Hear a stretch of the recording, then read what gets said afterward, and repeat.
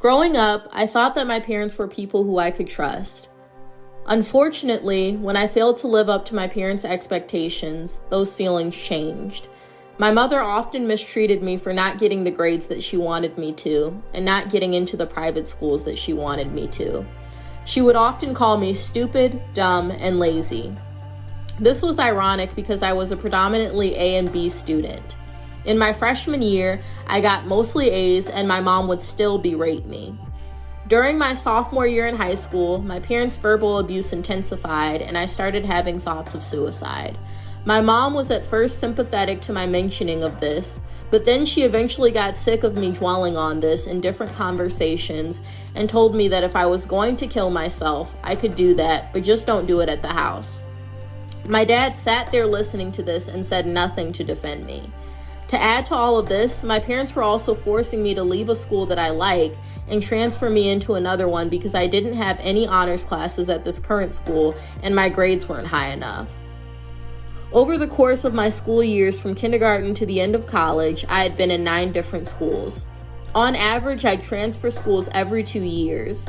This oftentimes prevented me from developing normal social skills because I was always the new girl.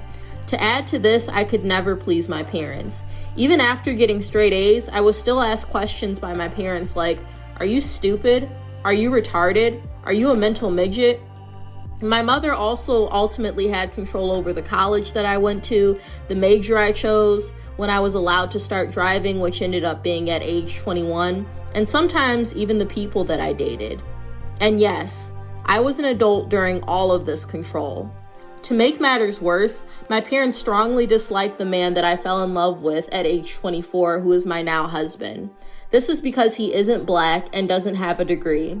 Before I even met my now husband, my dad told me that if I had a child that looked real whitish, he wouldn't want to be seen with him. My parents even paid for my sister's wedding, but they refused to pay for mine. For this reason, I had a wedding ceremony with just me, my husband, and my pastor. My mother's narcissism intensified in my marriage with my now husband. She asked me to clean her house for 8 hours straight and said that she would pay me $200 if I did it. She then said that it was no big deal and that she could hire a maid if I couldn't do it. I initially said yes, but my husband eventually told me that I shouldn't do it because there are 3 grown adults living in her house and that she could simply hire a maid if they didn't want to clean. After I called my mom to reject her offer, she treated me terribly. She didn't tell me when my grandmother fell and ended up in the hospital. She didn't tell me that my grandfather had a stroke. She accused me of only seeing my grandmother for money, even though my grandmother was the one to offer my husband and I money. Long story short, my mother and I don't talk anymore. However, my mental health has improved dramatically after letting go of our relationship. I am now happier in my marriage, I have started new friendships, and I've even self-published my own book titled Colorful Love Life by Ginger R., which details my experience in overcoming the prejudice and animosity in my family and ultimately happily marrying my now husband.